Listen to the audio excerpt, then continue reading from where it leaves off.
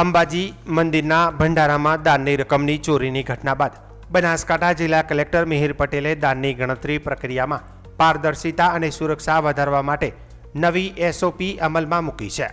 લગભગ 2 માસ અગાઉ ભંડારામાંથી અંદાજે 1.40 લાખની દાનની રકમની ચોરીના મામલે ચિરાગ ઠાકોર, વિવેક શર્મા, નિકુલ પટેલ સામે પોલીસ ફરિયાદ નોંધવામાં આવી હતી. ઘટનાની ગંભીરતાને ધ્યાનમાં રાખીને ત્રણેય કર્મચારીઓને તાત્કાલિક અસરથી સેવા મુક્ત એટલે કે ડિસમિસ કરવામાં આવ્યો છે.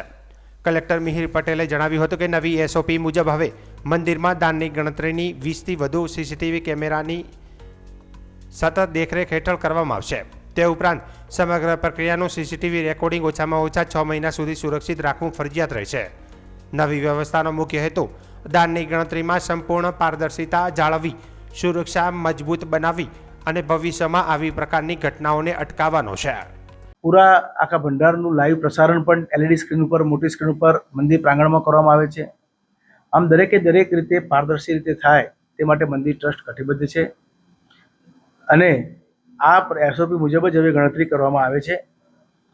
ઇવન જે કર્મીઓ ગણવા માટે જાય છે એના માટે એના જોડે ટેલિફોન, મોબાઈલ, વોલેટ, કોઈ સોના ચાંદી દાગીના પણ પહેરવા નહીં, આવી તમામ બાબતો નક્કી કરવામાં આવેલી છે.